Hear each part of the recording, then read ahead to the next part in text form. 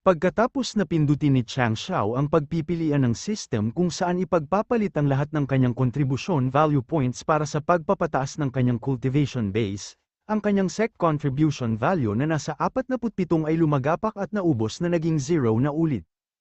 Patuloy na tumutunog ang system habang nagseseryoso si Chang Xiao at pinapalakas ang kanyang katawan at cultivation base. Matapos ng ilang sandali ay pinaalam na sa kanya ng system na nagawa na ni Chang Xiao na makapasok at maging isang ganap na level 10 acupoint opening stage na martial artist. Nang makumpleto ang proseso ay nagsimulang tumawa ng malakas si Chang Xiao habang isinisigaw na nararamdaman na niya ang kapangyarihan na dumadaloy sa kanyang buong katawan. Para sa kanya ay napakaganda ng pakiramdam na ito at sa sobrang saya niya at nararamdaman ng lakas ay sinuntok niya ang isang pader na malapit sa kanya na agad namang nagkabitak-bitak. Nagpapakawala ng malakas na oras si Chang Xiao na tumatagos sa buong dingding at nang tuluyang mabitak ito ay nasa kabila si Li Qingyang na hulugan ng bato sa kanyang ulo at dumudugo ng kaunti. Sinabihan niya ang kanyang sect leader na ang butas na ginawa niya sa kanilang dingding ay aabuti ng 200 tael para ayusin. Ang mga manggagawa na kagagawa lang ata ng dingding na binasag ni Chang Xiao ay napapanganga at hindi makapaniwala na uulitin muli nila ang pader. Meron pa rin namang natitirang hiya sa loob ni Chang Xiao at ibinigay ang lahat ng pera na nakolekta niya mula sa kanyang pagkokonsulta. Sinabi niya kay Li Qingyang na magfo-focus muna siya sa kanyang cultivation at magkukulong muna para asikasuhin ito kaya hindi na muna siya makakagulo kay Li Qingyang. Sumagot naman si Li Qingyang at sinabi na 3 araw lamang ang kailangan niyang hintayin at matatapos na ang lahat ng mga kailangang isagawa sa kanilang sekta bago pa man dumating ang mga kasamang disiplina niya. Pagkatapos ng 3 araw ay lumabas na si Chang Xiao at natapos na ang kanyang closed-door cultivation. Napapakomento siya na sa tulong ng meditation spell na nanakaw niya mula kay Elder Ma mula sa Kangshan Mountain Sect at ang medium spiritual root na meron na siya ay nakatulong para sa kanyang pagpapalakas. Ang bilis at ayos ng pagkuha niya ng spiritual energy mula sa kanyang kapaligiran ay lubos na tumaas pero kailangan pa rin niya ito na isagawa sa loob ng ilang buwan para makaabot sa susunod na stage ng kanyang martial arts.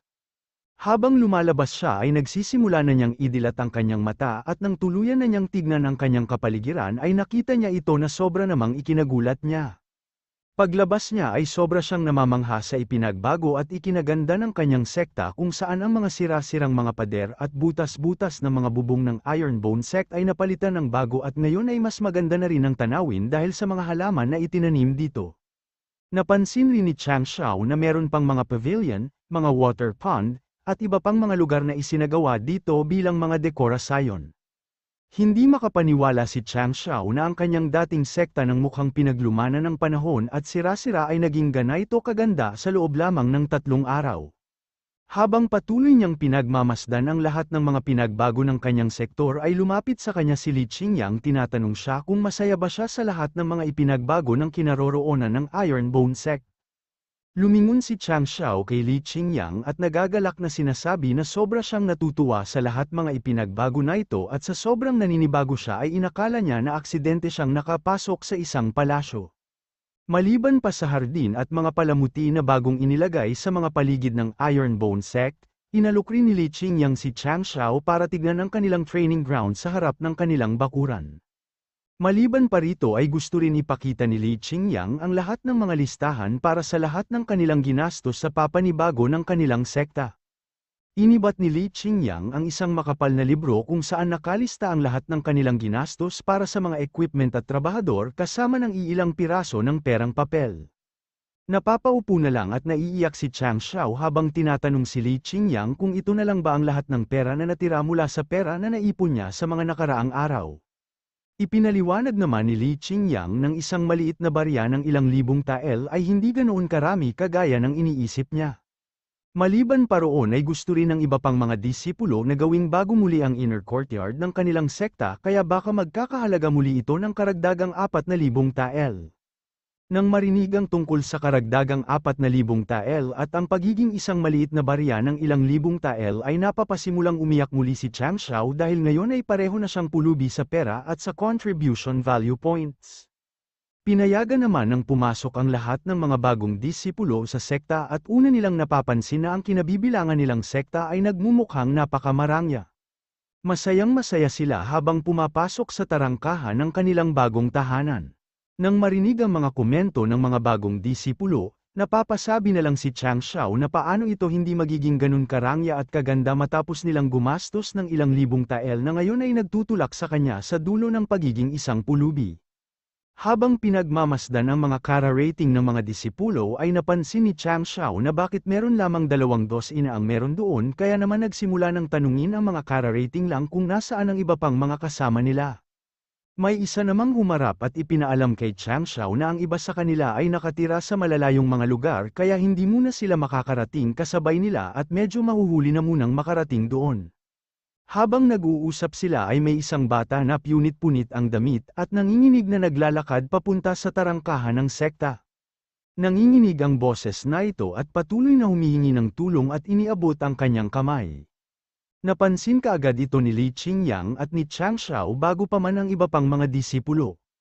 Hindi na masyado makagalaw at makalakad pa ng maayos ang bata at ang papasok na sana ito sa sekta ay natalisod ito sa pintuan.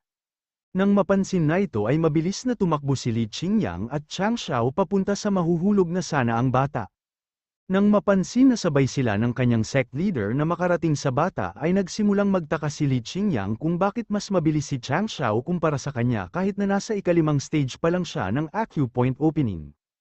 Sinalo ni Chang Xiao ang naghihingalong bata na puno ng gallows sa kanyang katawan.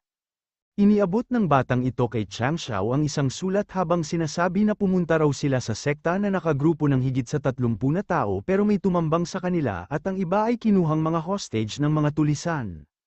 Naintindihan naman ito agad ni Chang Xiao at sinabi na dapat na muna siyang magtungo sa loob at mamahinga ng maayos. Dinampot ni Chang Xiao ang papel habang binabasa at galit na sinasabi na napakalakas naman ng loob nila na nakawan ang kanilang mga disipulo. Nakasulat sa papel na handa na nila ang pera at pumunta sa Black Mountain kapalit ng kanilang mga dinukot na disiplop dahil kung hindi ay papatayin silang lahat. Nagsimulang gusutin ni Chang Xiao ang papel hanggang sa mapuno ito ng galit at punit-punitin ang papel sa isang iglap lang. Papasabi siya na mukhang ang mga tulisan na ito ay pagod na mabuhay at tinangkapang takutin sila at saktan ang kanyang mga disipulo. Lumabas si Chang Xiao sa tarangkahan ng kanyang sekta at pinipigilan siyang lumabas ni Li Qingyang habang sinasabi sa kanya merong humigit kumulang 200 mga tulisan sa Black Mountain at ang sect leader na roroonan ay sinasabi abot sa pagiging isang martial arts apprentice. Sa pag-aalala ni Li Qingyang para sa kanyang sect leader ay sinisigawan niya siya na kung pupunta siya doon ng mag-isa ay hayaan niya siya na samahan sa kanya at maging katulong sa pagliligpit ng mga siraulong dumukot sa kanilang mga disipulo. Chicken naman ay galit na galit at ayaw nang idamay pa si Li Qingyang at sinabihan siya na manatili sa sekta na muna ang mag-aalaga dito. Ipinilit niya kay Li Qingyang na isa yung utos at hindi niya ito maaaring labagin. Naiinis na si Li Qingyang at sinabi na hindi na kailangang mabuhay tayong mga taong yon sa mundong ito dahil tinangka nilang apihin ang mga kabilang sa kanyang Ironbone sect. Sa hagdan pataas papunta ng Black Mountain ay may 2 tulisan na nagbabantay dito at inaabangan kung sino man ang mapadpad sa lugar nila. Ang isa na may puting buhok at malaking espada ay kinukuhang pansin ng kanyang kasama at sinasabi na tignan sa direksyong yun dahil merong matapang na sinubukan talagang akyatin ang kanilang Black Mountain. Mabigat ang mga Chang Xiao habang pataas na hagdan papunta sa Black Mountain at halatang galit na ito. Habang pinapanood si Chang Xiao na tumataas napapakamento ang lalaking may puting buhok at sinasabi ng lalaking ito na nasa harapan niya ay nagmumukhang napakahina at baka ito ay isa lamang scholar na napadpad at pinapasyal ang mga kabundukan. Sinabihan ng lalaking may puting buhok si Ten na mamili kung gusto pa niyang ibigay sa kanila ang lahat ng mga bagay na may halaga na dala niya o kaya naman ay kakailanganin pa niya na pumunta siya mismo doon at kalkalin ang kanyang mga bulsa. Sinabi lang naman ng lalaking ito na ang tanging masama lang kapag hinayaan niyo siya na kalkalen siya ay magiging pira-piraso siya pero kung ibibigay niya ito sa kanya mismo ng kusa ay mananatili siyang buo. Si Chang Xiao naman na may napakabigat na aura sa paligid niya ay hindi na pinapansin ang mga sinasabi ng lokong ito, tinanong na lang siya kung ang boss ba nila ay nasa loob ng forte nila. Nagsimulang tawanan ng 2 lalaki si Chang Xiao kung ano ang sinasabi niya tungkol sa pakikipagkita sa kanilang boss. Mabilis na isinara ni Chang Xiao ang distansya kanilang tatlo at mabilis na hiniwa ang leeg lalaking may puting buhok dahil sa sobrang inis na ito sa kanya at tinatanong ang natitirang lalaki ng parehong tanong. Nanginginig namang sinagot ng lalaking ito ang tanong ni Chang Xiao at sinabi na siya ay nasa loob ng kanilang base. Inutusan ni Chang Xiao ang lalaking ito na sabihin sa kanyang boss ng sect leader ng Iron Bone Sect ay dumating na para bigyan sila ng random kapalit ng mga dinukot nilang mga disipulo. Nagsimulang maglakad si Chang Xiao sa teritoryo ng Black Wind Sect ang kanyang napakabigat na mga yapak at ipinapalam talaga sa mga naruroon na dumating na siya. Ang mga miyembro ng Black Wind Sect ay ipinapalam kay Chang Xiao na may espesyal na pagtrato na ibibigay sa kanya mula sa kanilang boss dahil isa rin namang sect leader si Chang Xiao at hahayaan nila siya makipagkita sa kanya. Sinabi rin nila sa kanya na ayon sa utos ng kanilang boss ay hindi muna nila siya pagpipira-pirasuhin at papatayin. Patuloy na nagmamasid si Chang Xiao sa kanyang kapaligiran at tinitignan lahat ng mga katangian ng base ng Black Wind Sect. Nakikita ni Chang Xiao ng forte nila ay napapaligiran ng mga bulubundukin sa tatlong at ang tanging pasukan papunta roon ay napakaraming bantay. Ngayon ay hindi na siya nagtataka kung bakit ang mga sekta at gobyerno paulit-ulit na sinusugod ang base ng Black Wind Sect ay napapaatras at sunod-sunod na nakakaranas ng mga pagkatalo. Nagsimula ng buksan ng mga tulisan ang tarangkahan papaloob sa kanilang base. Si Chang Xiao naman ay dumiretso na papaloob habang sinusundan ng napakaraming mga tulisan na binabantayan ang kanyang bawat galaw. Pagkadungo pa lang niya sa loob ng base ng Black Wind Sect ay nakita niya ang ilan sa kanyang mga disipulo na nakatali sa mga kahoy na krus at pinapahirapan sa pamamagitan ng paglalatigo sa kanila. Makikita naman kanilang mga katayuan sa ngayon ay hindi maganda. Sa gitna ay makikita ang isang trono na inuupuan ng boss ng mga tulisan na ito. Pinapaligiran siya ng lahat ng kanyang mga pinagkakatiwalaang mga alagad.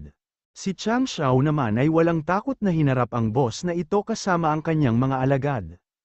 Patuloy niyang inuobserbahan ang lahat ng mga nasa silid at napansin na ang 8 na nakapalibot sa kanilang boss ay mukhang mga elite ng Black Wind Sect. Nakikita niya bawat isa sa kanila ay nasa level 10 ng acupoint opening stage o mas mataas pa. Bamaling ang tingin ni Chang Xiao sa lalaki na nasa pinakagitna nila at nakaupo sa trono. Nakakasiguro si Chang Xiao na ang lalaking nasa harapan niya ay isang martial arts apprentice. Nagsimulang batiin ng boss ng mga tulisan at sinasabi na nagagalak sila sa kanyang presensya at sinasabi na ang kanyang presensya na nagbibigay ng kagitingan sa kanyang Black Wind Sect. Nagsimulang kabahan ng kaunti si Chang Xiao dahil alam niya na ang isang martial arts apprentice ay katumbas ng 10 tao na nasa level 12 acupoint opening stage. Ngayon ay medyo napapaisip na siya at nagsisisi mukhang dapat hindi siya pumunta roon ng mag-isa. Nagsimula nang magsalita si Chang Xiao at ipinaalam sa pinuno ng Black Wind Sect na hindi niya gustong magsayang ng kanyang naruroon lamang siya para ibalik ang kanyang mga disipulo pauwi sa kanilang sekta. Sinabi rin naman ng lalaking ito na nagngangalang Zhou Tianba ay hindi rin gusto ng paikat-ikot ng usapan at sinabi ang kapalit ng bawat tao ay 100 tael. Dahil meron siyang halos 30 katao naroroon ay hahayaan niyo lang siya na bayaran ang 3,000 tael nomes kakaunti sa kabuuang bilang ng mga naroroon. Makikita naman sa mukha ni Chang Xiao na hindi niya gusto ang alok na ito mula sa pinuno. Nagsimulang sabihan ng mga tao na naroroon na dapat magpasalamat na lang siya sa kanilang pinuno dahil napakaswerte niya ngayon at ang dating presyo ng bawat ulo ay 200 tael na hindi pa pwedeng tawaran. Nagsimulang sabihin ni Chang Xiao na nagbigay ng alok na paano kung 1 tael lamang ang babayaran niya. Ipinapakita ni Chang Xiao na hindi siya natatakot sa pinuno at sinabi sa kanya na dapat na hayaan niyang umalis ang lahat at humingi ng tawad sa kanila kapalit ng 1 tael bilang kompensasyon.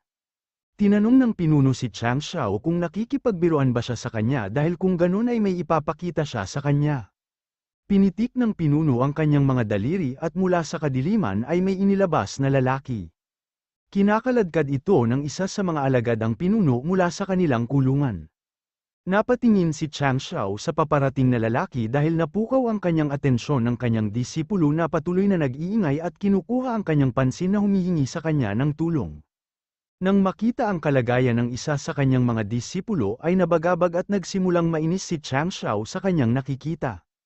Ibinato ng alagad sa harap ng kanyang pinuno ang disipulo ni Chang Xiao. Dinampot ng pinuno ang ulo ng disipulo habang sinasabi na sa araw na ito ay papatayin niya ang isa sa kanyang mga disipulo at ibig sabihin lang na ito ay mapapagastos si Chang Xiao ng mas kakaunti dahil sa gagawin niyang ito. Ituring na lang daw niya ito ang tulong at hindi na siya kailangang magbayad pa ng ganoon karami. Nagsimulang mapaiyak ang disipulo ni Chang Xiao habang patuloy na nagmamakaawa na hindi niya gustong mamatay at huwag siyang patayin.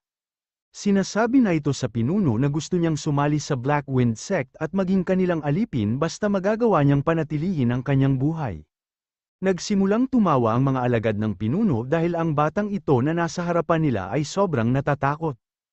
Napapansin nila na basa rin daw ang pantalon na ito at mukhang natakot mula sa mga sinabi ng kanilang pinuno. Si Chang Xiao naman ay hindi naiinis sa mga tulisan kung hindi sa kanyang disipulo na walang kahit anong uri ng dignidad at napapaisip na kung anong klase ng disipulo ba ang kanyang tinawag sa kanyang sekta. Itinaas pa ng pinuno ng Black Wind Sect ang ulo ng disipulo ni Chang Xiao at pinugutan ito gamit ang kanyang kamay habang sinasabi ng isang duwag na katulad ng taong ito ay wala ng silbi at sigurado raw siya na wala siyang kahit anumang angal kung papatayin niya ang taong ito. Matapos makita ang pagkakapatay sa isa sa kanyang disipulo ay nagsimulang mayanig ang buong katauhan na hindi tanggap ang ginawa sa kanyang harapan. Nagsimulang tumunog ang system at ipinaalam sa kanya na bawasan ang kanyang miyembro at ngayon ay nasa 79 na lang. Pagalit namang sumagot si Chang Xiao at ipinaalam sa pinuno na may pakialam siya sa kanyang ginawa. Natatawa naman dito ang isa sa mga alagad ni Zhou dahil nakikita na ito sobrang galit na raw si Chang Xiao. Sinabi pa na ito dapat magpasalamat na lang siya sa kanyang boss dahil tinulungan niya siya magtapon ng isang duwag na disipulo. Habang patuloy na pinapatakbo ng siraulong ito ang kanyang bibig ay inilalabas na ni Chang Xiao ang kanyang espada mula sa kanyang inventory.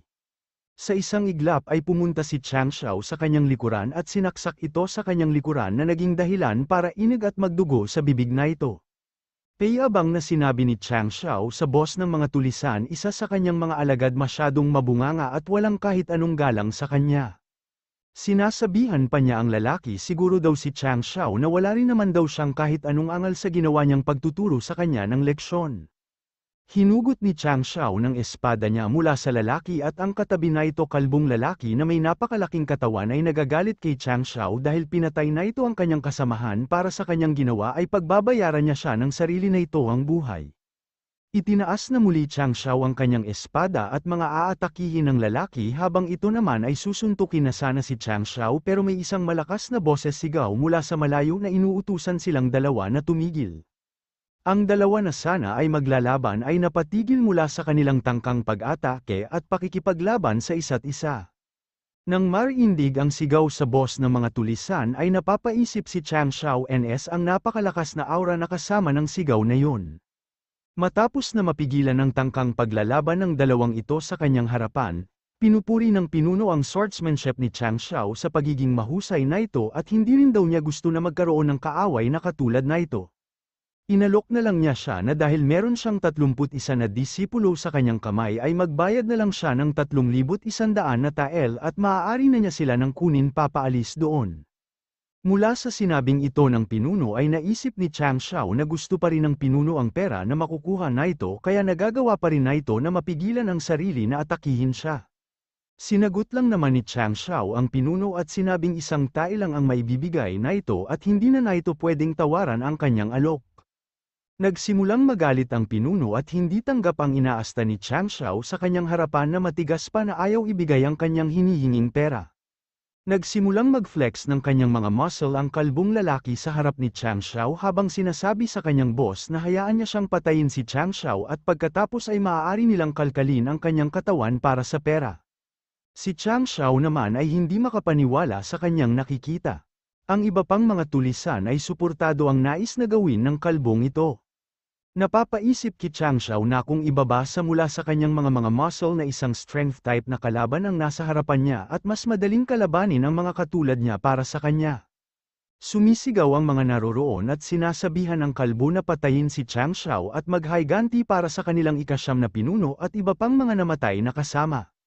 Gusto nang makakasama niya na basagin ang lahat ng kanyang kamay at binti para isabit siya sa labas ng ilang buwan na nakabilad sa araw.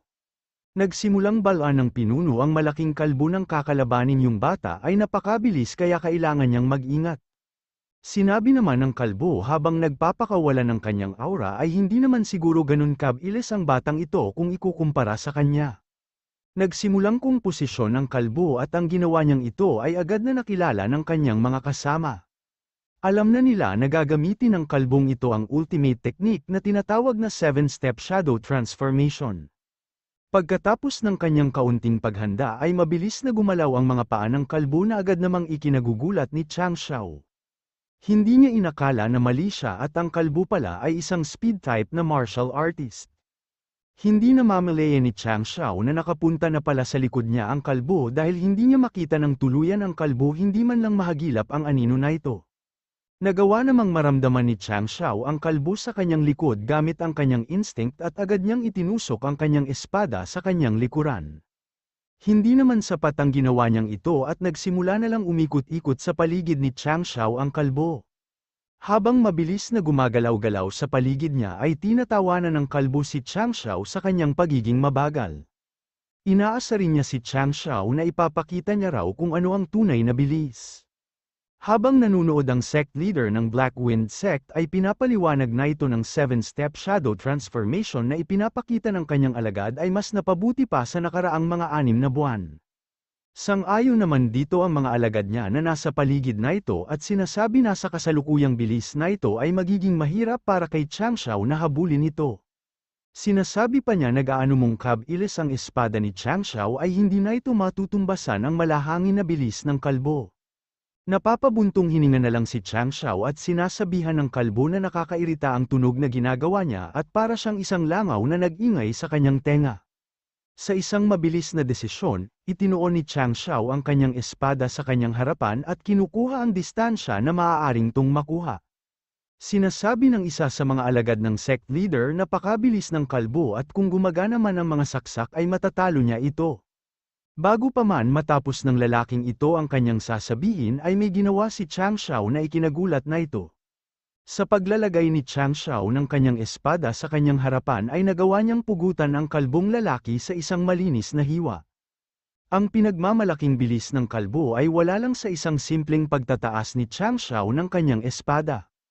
Sinasabihan na ito na napakabilis niya pero hindi niya ito kayang kontrolin kaya wala rin ito ang silbi. Dagdag pa niya na hindi ba alam ng kalbong ito kung paano gumawa ng isang tamang pag-ikot, kailangan pa niyang banggain ang kanyang espada na parang siraulo. Pagkapatay ni Chang Xiao sa kalbo ay naalerto ang lahat ng mga elite ng Black Wind Sect na naruroon maliban sa dalawang nasa tabi ng sect leader. Lumundag sila pasulong at akmang aatakihin si Chang Xiao at galit na galit sa ginawa na ito ang pagpatay sa kanilang kasamahan. Kalmado lang naman si Chang Xiao na hinihintay ang mga pag-atake habang sinasabi na ngayon na hindi nila kaya natalunin siyang mag-isa ay sinusugod nila siyang lahat ng sabay-sabay. Nang papalapit na ang 4 na tauhan ay tumalon papalayo si Chang Xiao para iwasan ang kanilang atake na nakatutok sa isang posisyon lamang. Tinanggap ng kawawang sahig ang lahat ng mga pag-atake nila na hindi man lang nadaplisan si Chang Xiao. Kampante si Chang Xiao at umaatres habang inilalabas ang kanyang alas dahil pinupuwersa ng mga siraulong ito na ilabas ito. Mula sa kanyang inventory ay binunot niya ang isang napakaliit na punyal na tinatawag niyang Disaster Saber. Nang inilabas ni Chang Xiao ang Disaster Saber ay nadidismaya siya kung ano ito kaliit dahil noong nasa loob pa lang ito ng kanyang interspecial ring nasa halos isang talampakan pa ang haba na ito. Nang makita ang kaawa-awa at napakaliit na espada ni Chang Xiao ay nagsimulang mapaiyak sa tawa ang mga kalaban niya. Tinatanong nila siya kung ang toothpick ba na hawak niya ang kanyang itinatagong alas dahil hindi man lang nila sabi kung ang alas na yun na inilabas niya ay makakapaghati pa ng isang mansanas. Habang inis na inis pa rin kay Chang Xiao ay sinabihan niya ang kanyang mga tauhan mabilis nila siyang pulihin at kalkalin ang kanyang katawan para sa mga bagay na may halaga. Nagsimula ng muling palibutan ng mga alagad ng sect leader si Chang Xiao habang siya ay masusing obserbahan ang kanyang mga kalaban. Nakita na ito na ang 4 sa kanila ay nasa level 12 ng pagiging isang acupoint opening stage at mukhang wala siyang pagpipilian kung hindi ang gawin ang kanyang lahat ng makakaya. Inihanda ni Chang Xiao ang kanyang Disaster Saber at ginamitan ito ng isang seal opening spell na nagtatanggal sa limitasyon na ito. Sa tulong na ito ay natanggal ang selyo ng disaster saver at maaari na niya ito ang gamitin. Sinabi ni Chang Xiao ang mahiwagang salita para buksan ito. Matapos na gawin ito ay nagpapakawala ang disaster saver ng malakas na hangin mula rito at isang napakaliwanag na ilaw. Nang makita ito ay nagtataka alagad kung saan nanggagaling ang malakas na ilaw na ito. Pati ang sect leader ng Black Wind Sect ay napapatakip ng mata dahil sa sobrang nakakasilaw na ito. Iniisip na ito na baka simpleng maliit na kutsilyo na hawak ni Chang Xiao ay isa palang mataas na kalidad na armas. Pagdilat ito ng kanyang mga mata ay nakita niya ang isang patalim na nakatutok sa harap ng kanyang mukha. Nanginginig ito ng kaunti at hindi inaasahan na makita ito sa kanyang harapan. Mula sa kinatatayuan kanina ni Chang Xiao ay humaba ang disaster saber sa isang di kapani-paniwalang haba na umaabot hanggang sa kinaroroonan ng pinuno ng Black Wind Sect. Ang napakaliit na kutsilyo ni Chang Xiao naging isang 40 metro kahaba espada. Nanginginig ang sect leader ng Black Wind Sect sa takot hindi dahil sa nakakatakot ang mahabang espada kung hindi ang nakakadomina na pressure na ipinapalabas ng espada. Napakalakas ng ipinapalabas ng espada kahit ang sect leader na ito ay hindi makahinga ng maayos. Natutuwa si Chang Xiao sa kanyang bagong armas, iniisip kung ito ba ang tunay na kapangyarihan ng kanyang disaster saber. Pero namamroblema siya dahil papaano niya ito gagamitin lalo na napakahaba ng 40 metro. Patuloy ang panginginig ng buong katawan ng sect leader ng Black Wind Sect at pinapakiusapan si Chang Xiao na ibaba ang kanyang mahabang espada at ilayo ito ang mula sa kanyang mukha. Pinapakiusapan niya si Chang Xiao na pag-usapan na lang muna nila ang bagay na ito ng mahinahon. Ang pinuno ay hindi makagalaw dahil sobrang pressure nararamdaman niya mula sa napakalaking espada ni Chang Xiao. Sinabi naman ni Chang Xiao sa kanya na kapag inilalabas niya ang kanyang napakahabang espada ay napakahirap na ito na ibalik muli, kayo naman gagamitin na lang niya ito sa ngayon para naman hindi masayang ang kanyang paglalabas na ito. Sa isang mabilis na hampas ng kanyang napakahabang espada, hinahati ni Chang Xiao ang lahat ng kanyang nasa harapan pati na ang trono at mga alalay na nasa tabi ng pinuno. Nagawa naman ng pinuno na makailag sa tamang oras para hindi magaya sa kanyang mga alalay. Ang maalala niyong ito ay hindi man lang nagawang makailag o makadepensa man lang laban sa pag-atake. Habang nakayuko patuloy na nanginginig at pinagpapawisan na sa takot ang pinuno ng Black Wind Sect at hindi makapaniwala na nagawa ng lalaki sa harapan niya na patiin ang dalawa sa kanyang mga tauhan sa isang iglap lang. Sinabihan siya ni Chang Xiao na binawasan niya ang pressure na nabibigay sa kanya kaya naman nagawa niyang iwasan ang pag-atake ng napakalaking espada. Nagawa lang naman hindi dahil sa awa pero dahil may mga bagay pa siyang gustong tanungin ang pinunong ito. Ipinaliwanag pa ni Chang Xiao na sa puntong inihampas niya ang kanyang espada ay hindi lamang ang kanyang dalawang alagad na nasa tabi niya ang napatay pero kasali na rin ang humigit sa 100 walang awang mga siga. Nagsimulang pagmasdan ng sect leader ang kanyang kapaligiran at nakita na ang isang bahagi ng kanilang matatiyog na harang na gawa sa kahoy ay nahati na ang mga punong kahoy na nasa labas. Ang dugo ng mga alagad ay nagkalat matapos namamatay sa isang atake mula kay Chang Xiao. Hinugot na muli ni Chang Xiao ang kanyang napakahabang espada at ibinedeklara na yun ay tutulungan niya ang mga tao ng Qingyang City na linisan ang lugar na yun para sa mga namatay dahil sa mga brutal mula sa Black Wind Sect. Ang lahat ng mga natitirang miyembro ng Black Wind Sect ay nanginginig sa takot sa kanilang nakita, pilit na nagmamakaawa kay Chang Xiao na pabayaan sila umalis at hayaan silang mabuhay. Tinanong sila ni Chang Xiao kung tama ba ang naririnig niya, nag-gusto nila siyang hayaan silang makaalis at kung papayag ba ang mga bangkay at mga inosenteng mga kaluluwa na nadamay sa kanilang mga ginawa na payagan silang mabuhay pa. Ipinapalam sa kanila ni Chang Xiao habang inihahanda ang kanyang espada na sa araw na ito ay siya ang magiging tagapagdala ng kamatayan. Hinawakan ng maigi ni Chang Xiao ang napakahabang espada at sa isang malinis na hampas na ito ay nahiwa ang napakaraming mga tulisan na nasa kanyang paningin. Bumalik naman si Chang Xiao sa pakikipag-usap sa pinuno ng Black Wind Sect at sinabi na ngayon na sila lang na dalawa ang natitira ngayon ay hahayaan niya na tumakbo ng 39 metro mula doon na hindi sapat para man lang matakasan niya ang kanyang patalim. Nagsimulang lumuhad ang pinuno at inuuntog ang ulo sa sahig habang nagmamakaawa kay Chang Xiao na hayaan siyang mabuhay at ibabalik niya ang lahat ng kanyang mga disipulo.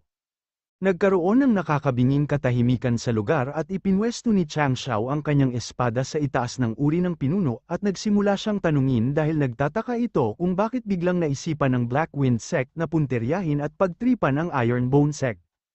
Habang sobrang pinagpapawisan at nanginginig sa takot ay sumagot ang pinuno ng Black Wind Sect at sinabing narinig niya ang tungkol sa recruitment meeting ilang araw na ang nakakaraan. Nang marinig ang sagot ni Zhou, inilihis ni Chang Xiao ang kanyang espada mula sa kanyang ulo at nagtataka kung ano ang ibig sabihin niya rito. Nabigla ang pinuno sa ginawa ni Chang Xiao habang sinasabihan siya na ito na umaasa siya na maririnig ang katotohanan tungkol sa kung bakit nila yun ginawa. Para sa takot na baka mawala ang buhay na ito ay agad na sumigaw ang lalaki at binanggit ang Spring Water Sect. Mabilis na ito ang ipinapaliwanag kay Chang Xiao na binayaran sila ng Spring Water Sect at inutusan na makidnap ang mga disipulo ng Ironbone Sect at bawiin ang buhay ng sect leader na ito na si Chang Xiao. Nang marinig ang kinakailangang impormasyon ay nagpaalam na si Chang Xiao sa pinuno ng Blackwind Sect at ibinaba ang kanyang espada dito. Sa kanyang ginawang atake ay nahati ang mataas na harang ng mga tulisan na naging sanhi ng isang malaking pagsabog. Matapos ng ginawa ni Chang Xiao ay bumalik na sa dati na ito ang anyuang Disaster Saber habang ipinapalam sa kanya ng system na nagawa niyang patayin ang 226 ng mga tulisan. Binabati rin siya ng system sa pagkumpleto sa isang nakatagong misyon na pagtanggal ng mga posibleng makakasama sa mga tao na nagbibigay sa kanya ng 50 contribution value points. Nagbigay na rin ng babala ang system na pagkatapos niyang gamitin ang Disaster Saber ay puwerasahan siyang makakaramdam ng sobrang pagod sa loob ng 30 minuto at sa loob ng oras na ito ay mawawalan siya ng lakas kakayahan na ipagtanggol ang sarili kung saan maaari siyang patayin ng isang 3 taong gulang na bata kahit anong oras. Ganoon siya kaina at kadaling iligpit sa magiging estado niya. Nagsimula ng makaramdam ng hilo si Chang Xiao at sinasabi nilang sa system na bakit hindi niya ito nabanggit sa kanya kanina pero buti na lang ay nagawa niyang patay ng lahat ng mga tulisan na yun. Natamba na lang si Chang Xiao sa sahig ng Blackwind Sect sa sobrang pagod na ibinigay sa kanya ng system. Napapakalma na lang siya dahil alam niyang ang lahat ng mga biktima ng Blackwind Sect ay naipaghiganti na niya at maaari na silang lahat na magpahinga sa kabilang buhay.